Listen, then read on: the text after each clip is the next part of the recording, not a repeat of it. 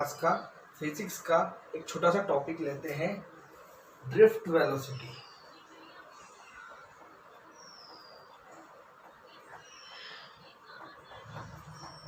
जिसे हिंदी में अनुगमन वेग कहा जाता है।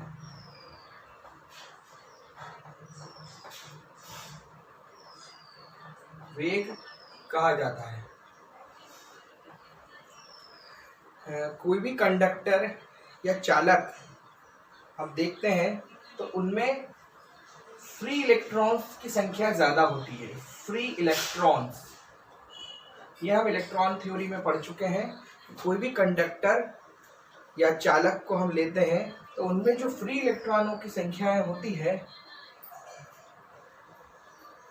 It's normal stage due to thermal energy, जिसे हम बोलते हैं ऊष्मीय ऊर्जा। ऊष्मा की ऊर्जा के कारण उन इलेक्ट्रॉनों में एक प्रकार की एनर्जी होती है, जिसके कारण वो कंडक्टर के अंदर रैंडम मोशन करते हैं। रैंडम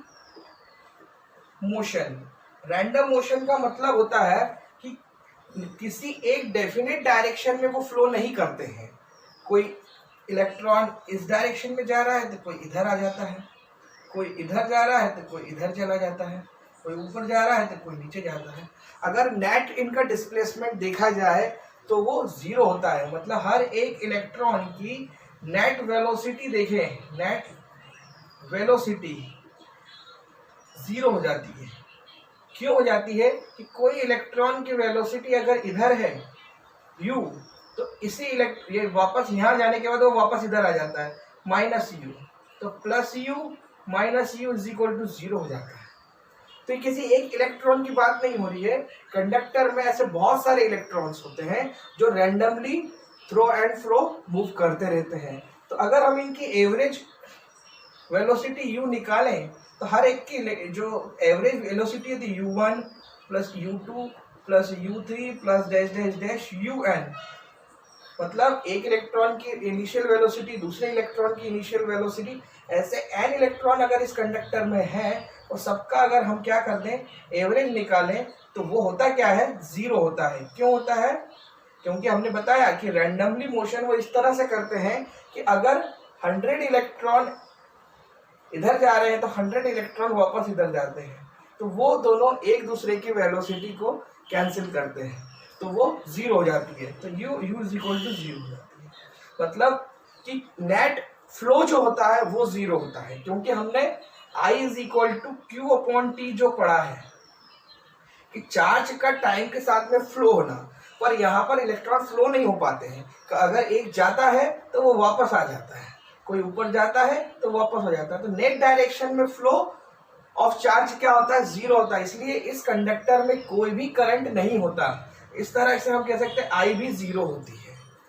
पर हम क्या करते हैं, जब इस कंडक्टर को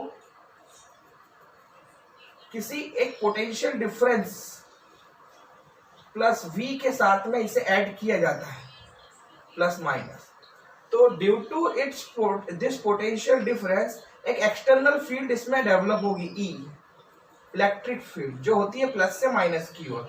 तो जब ये प्लस वाला जो है इलेक्ट्रॉन के ऊपर फोर्स लगाता है, सारे इलेक्ट्रॉन एक निश्चित डायरेक्शन में इस प्लस की तरफ मूव करने लगते हैं। तो जो इस इलेक्ट्रिसिटी के कारण, इलेक्ट्रिक फील्ड के कारण इन पर एक फोर्स लगता है इलेक्ट्रॉन के ऊपर, F is equal to QE। तो इलेक्ट्रिक फील्ड जो है इस वोल्टेज के कारण मिल रही है, तो वो तो सबके लिए सेम है।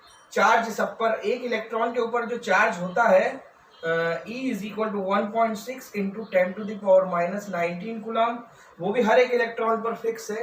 तो इसलिए फोर्स भी हर एक इलेक्ट्रॉन के ऊपर सिमिलर लगेगा। तो जब ये इलेक्ट्रॉन इस प्लस की तरफ मूव करते हैं तो जस्ट इसके अपोजिट ये जो I है, I करंट फ्लो होना शुरू हो जाता है। I करंट फ्लो होना शुरू हो जाता है। तो ये I करंट जब फ्लो होना शुरू हो जाता है, किसके कारण? जब हर एक इलेक्ट्रॉन को एक डेफिनेट डायरेक्शन में क्या मिल गई?